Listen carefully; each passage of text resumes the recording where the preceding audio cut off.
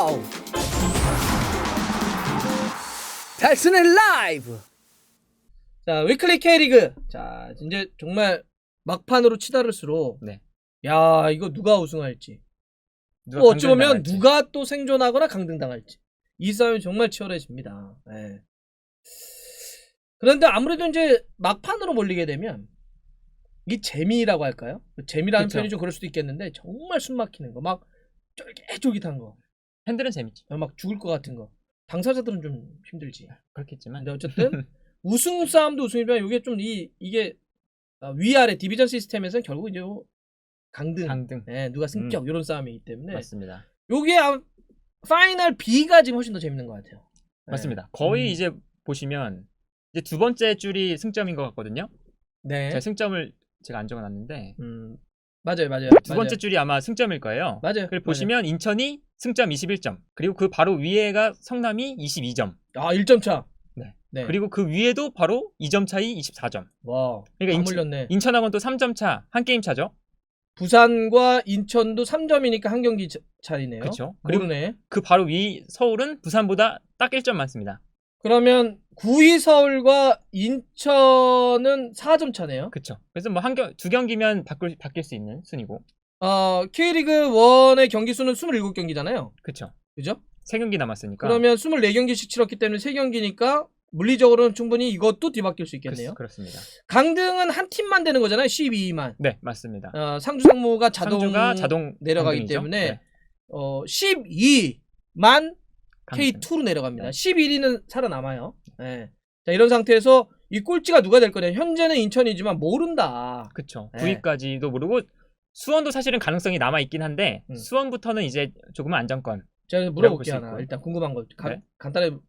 수원은 어떻게 이렇게 최근에 3연승인가요? 그렇죠. 이 힘을 어떻게 느끼시나요? 어떤 힘이었다고 생각해요? 원동력. 아무래도 그 박건하 감독이 새로 와서 팀을 확실하게 좀 잡아 놓는 스타일이시더라고요. 수비부터 탄탄하게. 아무래도 박건하 감독님은 이제 중국에서도 조금 경험이라고 하는 많으시고 게 하다 보니까 위기에 좀 강한 면모로 나타났다. 수원 오자마자 확실히 또 팀이 살아나는 느낌이고요. 좋아요. 자, 그러면 수원은 이렇게 물어봤고, 인천은 올해도 생존할 것 같으십니까? 제 느낌은 생존할 것 같습니다. 아, 그래요? 네. 보시면 이제 인천은 완전 상승세잖아요. 근데 성남은 또 오히려 그러면 하락세잖아요. 지금 패너님은 그렇죠. 성남이 조금 위험하다. 네. 그리고 이제 그래요? 뭐 서울도 엄청난 하락세고. 서울도. 그렇죠. 부산도 뭐 지난 경기는 이제 승리했지만 계속 하락세였고 하다 보니까 인천이 저 1점 차이, 2점 차이, 3점 차이는 충분히 극복할 수 있다. 자, 그러면 우리가 그냥 이 팀도 위험하고 이 팀도 이러면 재미없잖아요. 그쵸. 자, 그러면 일단은 지금 패너님이 얘기하시는 건 요 9위부터 네 팀이 그쵸. 어쨌든 위험하지 않겠냐. 수원은 좀 벗어난 것 같고. 그러면 요 네 팀 중에 한 팀만 생각하시는 이 팀이 좀 강등될 가능성이 높다. 뭐 어때요? 성남. 성남이 당장 이번 경기만 해도 김남일 감독 못 나오죠. 맞아요. 네. 그 심판한테 가서. 네. 그 퇴장도 지금 제가 알기로 한 3명이 못 나오거든요. 태 선수가 못 나오고. 근데 이번 주말이 성남에게 어마어마하게 중요한 게 뭐냐면 서울과 맞대결입니다. 맞아요. 그러니까 지금 아까 얘기했던 것처럼 생존 싸움을 벌여야 될 네 팀 중에 성남이 서울과 맞대결을 그 얘기는 해드려야 되겠네. 짧게라도. 관중이 들어가 오실 수가 있습니다. 그렇습니다. 네. 그러니까 아쉽게도 요 강원 경기가 금요일 경기인데 강원 지역은 아직 자체 2단계여서 요 경기는 무관중인데 나머지 지역 경기들은 부분 유관중. 네, 30% 들어올 수가 있죠. 자, 그럼 강원과 인천 한번 가볼까요? 네, 강원 일단 보시면 이 경기는 서로 좀 부상으로 좀 빠지는 선수들이 많습니다. 일단 강원 같은 경우는 보시다시피 신광훈, 한국영, 정석화, 조재환, 고무열까지 부상 선수도 있고 또 컨디션이 그렇게 좋지 않아서 저기 이름 표시한 선수들이 나와서 잘할 선수들이 아니라 부상이거나 컨디션이 안 좋구나. 네, 그래서 이제 나오지 못할 것 같다라고 이제 뭐 기사가 나오고 인터뷰가 나오는 그런 선수들이거든요. 네. 인천 같은 경우는 저 이재성, 오반석, 김현수 저 수비라인 세 선수가 모두 지금 부상인데 지금 오반석 선수는 그래도 지금 훈련에 복귀를 했다고 해요. 그런데 이제 두 팀의 경기 스타일을 보면 아무래도 이제 강원 같은 경우는 볼을 점유한 스타일이고 네. 인천 같은 경우는 최근에 강하게 압박을 해서 볼을 빼앗고 이제 빠르게 역습을 가져가는 스타일이잖아요. 오케이. 그래서 결국에는 뭐 점유율과 기동력, 빠른 네. 기동력의 싸움이 되지 않을까 오케이. 크게 보면. 싶은데 그 과정에서 중요한 선수가 바로 강원에서는 이영재. 이제 볼을 점유할 때 인천이 압박을 들어오면 중원에서 풀어줄 선수. 네. 인천 같은 경우에는 이제 지원학 선수가 부상을 이제 당했다가 이번 경기에서 돌아올 것으로 좀 예상이 되는데 지원학 선수가 이제 부상당하기 전에는 저 중앙 미드필더 자리에서 볼을 뺏은 이후에 측면으로 쭉 달려나가주는 역할. 이게 이제 인천의 역습 패턴의 가장 위력적인 부분이었잖아요. 네네. 그래서 지원학 선수가 돌아온다면 이제 강원의 볼을 빼앗은 다음에 바로 저 측면으로 달려나가는 저 지원학 선수의 움직임을 좀 지켜보시는 게 중요하지 않을까. 자, 좋아요. 아, 느낌 왔어요. 딱 좋네요. 이렇게 정리되고. 저로 지난번 저 굉장히 높은 순위일 텐데. 자, 하겠습니다. 자, 네? 갑니다. 하나, 둘. 인천. 어. 늦게 했어. 늦게 했어. 이거 반칙이야. 아 인천 하려고 그랬는데. 회장. 인천. 저 인천입니다. 자, 성남과 서울 이거는 아까 말씀드렸던 것처럼 뭐 네. 앞에 인천도 중요하지만 강등을 놓고 외나무 다리에서 싸워야 하는 성남 서울에게 진짜 중요한 맞습니다. 일전. 네. 일단 이 경기도 성남 같은 경우는 빠지는 선수들이 너무 많아요. 그런데 성남 같은 경우는 부상이 아니라 모두 징계로 빠집니다. 특히 일단 김남일 감독부터 징계로 못 나오고요. 네. 그리고 김동현 선수는 이제 경고 누적으로 나오지 못하고 네. 저 연재훈과 박수일 선수는 퇴장을 당해서 나오지 못합니다. 그런데 여기서 이제 가장 중요한 공백이 바로 저 연재훈 선수가 아닐까요? 맞아요. 연재훈 선수가 사실 성남에서 가장 중요한 이유가 바로 저 중앙에서 볼을 배급하는 역할을 연재훈 선수가 거의 도맡아서 하고 있거든요. 또 그런 축구를 많이 하려고 했잖아요. 그렇죠. 그래서 이제 뭐 수비 라인에 있지만 순간적으로 중원으로 올라와서 볼을 배급해주고 그래서 이제 패스 횟수를 좀 보시면 와. 팀에서 이제 거의 압도적으로 높죠. 네. 그리고 경기당 패스 횟수도 지금 보시면 57개인데 이제 경기당 패스 횟수가 두 번째로 많은 선수가 김동현 선수 43개거든요. 그것보다 이제 한 15개가 높으니까.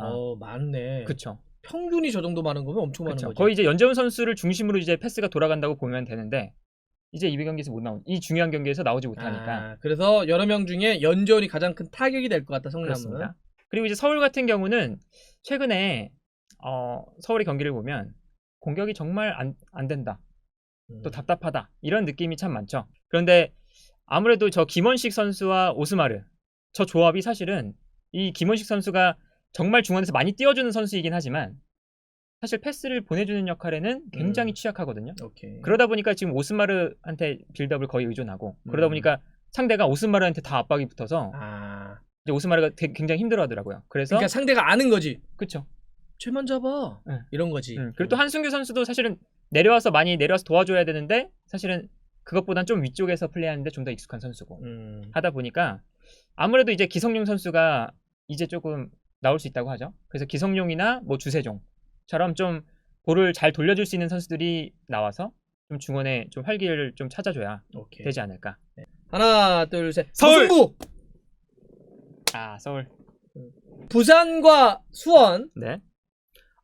최근에 이제 보시면 수원이 3연승을 하고 있죠. 맞아요. 잘하고 있어요. 그리고 그 전술적인 이제 포인트 중 가장 좀 핵심이 저 한석희 선수의 플레이가 아닐까 합니다. 그래서 한석희 선수가 요즘에 어떤 역할을 수행하고 있냐면 저 앞선에서 정말 많이 빠르게 공간으로 찾아 뛰어들어가 주면서 오히려 이제 자기한테 수비를 끌고 나오면 이때 이제 타가트가 침투할 수 있는 공간이 좀 생기고 하는 이런 상황들이 많거든요. 네. 그래서 아마 이제 수원 경기를 보시는 분들은 저 한석희 선수의 움직임을 보시는 게 가장 좀 핵심일 것 같고 그리고 부산 같은 경우는 이번 경기에 김문환 선수가 국가대표팀 차출되었다가 부상으로 나왔죠. 그래서 김문환 선수가 아마 나오지 못할 텐데 이것이 지금 왜 문제가 되냐를 좀 살펴보면 이것이 이동준 선수, 김문환 선수의 바로 앞에 있는 이동준 선수의 동선에 조금 문제가 될 수 있다라고 봅니다. 이렇게 김문환 선수가 있을 때는 김문환 선수가 측면으로 공격적으로 올라와 주니까 이제 상대 측면 수비수가 김문환을 막기 위해서 좀 달려나가면 끌려 나가는 거죠. 이때 이동준 선수가 뭐 침투에 들어갈 수 있는 공간이 많이 나오거든요. 그래서 이동준 선수가 사실은 측면에 위치할 때보다 조금 중앙 쪽에서 득점도 기록할 수 있고 좀 공격 포인트를 기록할 수 있는 좀 좋은 위치에 위치할 때가 많았는데 이렇게 이제 김문환이 나오지 못하면 측면 수비수와 중앙 수비수가 좁게 위치하니까 이동준 선수가 뛰어들어갈 자리가 없는 또 이런 플레이들이 많이 나오죠. 그렇기 때문에 저 김문환 선수의 이제 공백이 또 부산에게는 좀 치명적이다. 자, 갑니다. 부산과 수원. 하나, 둘, 셋. 수원! 자, 상조와 상주. 대구. 예, 이제는 상위 네. 예, 파이널 A입니다. 상주 같은 경우는 지금 문제가 문선민 선수가 지난 경기 그리고 지지난 경기 이제 부상 때문에 못 나왔다고 좀 알려져 있는데 사실 이번 경기도 사실은 못 나올 수 있는 가능성이 있다고 좀 기사들이 나오더라고요. 그래서 문선민 선수가 혹시 못 나오게 되면 이 상주의 공격을 풀어줄 선수가 너무 없다라는 생각이 상주 경기를 최근 보면 좀 들더라고요. 그래서 저 강상우는 원래 있었지만 지금 전역했다라고 표현하신 거죠? 네, 그래서 강상우가 사실은 경기를 풀어주는 선수였는데 그 선수가 없을 때는 이제 문선민이 풀어줘야 하는데 또 문선민이 없다. 그래서 이제 상주가 이 문선민 또 전반기를 책임졌던 강상우까지 없는 상황에서 좀 공격을 풀어나갈 수 있는 방법, 좀 공격 패턴을 좀 찾아 나가야 되지 않을까라고 생각을 하고. 상주는 그런 어떤 공백에 문제점. 따른 공격의 전개. 그리고 반면에 대구 같은 경우는 최근에 이제 대안도 부상이었고 또 에드가도 부상이다 보니까 세징야와 김대원 네. 저 투톱을 사용하는 장면이 있었거든요. 지난 경기에서. 그러다 보니까 저 이제 투톱이 사실은 볼을 상대 수비와 좀 경합을 하면서 좀 공중볼을 경합하거나 그리고 볼을 지켜주는 포스트 플레이를 하거나 이런 플레이들은 거의 안 되잖아요. 그래서 저 세징야가 너무 압박에 좀 집중이 되고 하다 보니까 좀 힘들어하는 경향이 많았습니다. 다른 공격수가 좀 필요하겠네. 그렇죠. 네. 그런데 이제 대안이나 에드가가 없을 때 좀 생각해낸 방법이 바로 저 츠바사와 박한빈 선수가 최근에 굉장히 중요한 역할을 하고 있습니다. 어떤 역할이죠? 그래서 츠바사 선수와 박한빈 선수가 네. 공격이 시작되면 전방으로 쭉 달려나가는데 이때 츠바사 같은 경우는 뭐 측면, 박한빈도 뭐 중앙 이렇게 왔다 갔다 할 수 있지만 뭐 한 선수는 이제 측면으로 움직이면서 측면 수비수를 끌고 나가고 또 한 선수는 이제 중앙 수비수를 좀 끌고 나가면서 오히려 세징야한테 좀 공간을 만들어주는. 그래서 오히려 박한빈 선수가 좀 공격수의 역할을 하는. 요거도 저 됐습니다. 하나, 둘, 셋. 대구! 전북과 광주입니다. 전북은 우승 싸움에 맞습니다. 네, 아주 지금 급한 상황입니다. 광주는 이제 챔피언스리그 진출권은 딸 수가 없죠. 네. 그리고 이제 이번 경기는 광주에서 펠리페가 나올 수가 없습니다. 그리고 이 포인트가 가장 광주에게는 좀 치명적이겠죠. 아, 그럼요. 펠리페 있는 거 없는 거 완전 차이 나는데. 네, 광주의 사실 공격 작업이 이번 시즌도 그렇고 지난 시즌도 그렇고 사실 거의 펠리페를 통해서 맞아요. 이루어질 때가 많았잖아요. 그래서 펠리페한테 일단 볼을 주는 게 목표였는데 그 이제 플레이가 안 되다 보니까 저 전방에서 누가 볼을 소유해 줄 수 있을 것인가. 이게 문제가 될 것 같아요. 그리고 이 문제는 윌리안과 엄원상의 스피드를 활용하는 문제로도 좀 이어질 수 있다라고 보는데. 그러면 김주공이 나와야 되나? 그렇죠. 김주공 선수가 지난 경기에서는 나왔는데 저 역할을 사실은 완벽하게 수행을 하지 못하더라고요. 그래서 저 전방에서 볼을 좀 소유해줘야 엄원상이나 윌리안이 달려나갈 때 패스를 보내줄 수 있는데 이 역할을 이제 누가 해줄 것이냐. 이게 지금 광주의 조금 고민거리일 테고요. 그리고 전북 같은 경우는 사실 한교원 선수는 부상에서 돌아왔고 또 왼쪽에서는 이주영 선수가 국가대표 나가서 공격적으로 엄청나게 좋은 모습을 보여주다 보니까 좀 흐름을 타서 좀 리그에도 돌아올 수 있지 않을까라는 생각을 해보거든요. 그러니까 처음에 뭐 김진수 막 떠나고 이주영 들어왔을 때 그 안 된다 막 불안하다 그렇죠. 이랬었는데 여기까지인가요? 네. 좋습니다. 전북과 광주 갑니다. 네. 하나, 둘, 셋. 전북. 아, 흔들었어야 되는데. 자, 포항, 울산. 보시면 이 포항과 울산도 사실은 굉장히 중요한 매치잖아요. 그래서 이 경기는 사실 가장 중요한 포인트가 공격형 미드필더에 어떤 선수가 나오느냐. 두 팀 모두. 네. 그리고 포항 같은 경우는 팔로세비치가 나올 거고 아니면 이제 울산 같은 경우는 신진호 선수가 나오겠죠. 근데 이 두 선수가 스타일이 굉장히 다른 선수들입니다. 그래서 이 두 선수의 차이를 조금 보시면 좀 재미있을 것 같아요. 팔로세비치 같은 경우를 보면 팔로세비치는 이제 뭐 볼을 받아서 뛰어들어가는 일류첸코나 뭐 이강혁, 송민규 이런 선수들에게 정말 좋은 패스를 공급해주는 선수죠. 그리고 이제 신진호 같은 경우는 이제 정말 많이 뛰어주면서 어마어마하게 뛰어. 수비를 오른쪽 그림처럼 수비를 끌고 나가면서 이제 뭐 뒤에 있는 이청용이나 뭐 윤빛가람이나 뭐 이런 선수들에게 공간을 만들어주는 이런 플레이를 즐겨합니다. 자, 여기까지죠? 네. 지금 울산하고 전북이 1위 싸움을 하는데 승점이 3점 차인가요? 그렇죠. 야, 그러면 진짜 중요하네요. 이 다음이 이제 그 울산의 홈에서 전북과 경기를 한다면 만약에 3점이 유지된 상태에서 부닥치게 되면 네. 그거는 정말 이제 붙냐 더 벌어지냐인데 맞습니다. 만약에 더 벌어진 상태에서 맞대결을 하면 그럼 벌어진 팀 지금으로서는 전북이죠. 그쵸. 야, 그래서 이번 주말이 중요하겠네. 그쵸. 자, 좋습니다. 한번 가보죠.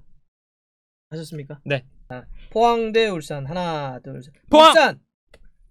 네, 포항입니다. 아, 그리고 이거 한 개 안 만들어. 뭐요? 홍철 선수가 부상이죠? 그걸 왜 이제 얘기해? 대표팀 갔다가 저 돌아간 거를. 아, 지금 여기 써놓은 걸 제가 못 읽었네요. 홍철 선수가 부상으로 나오지 진짜 못합니다. 얌생이다.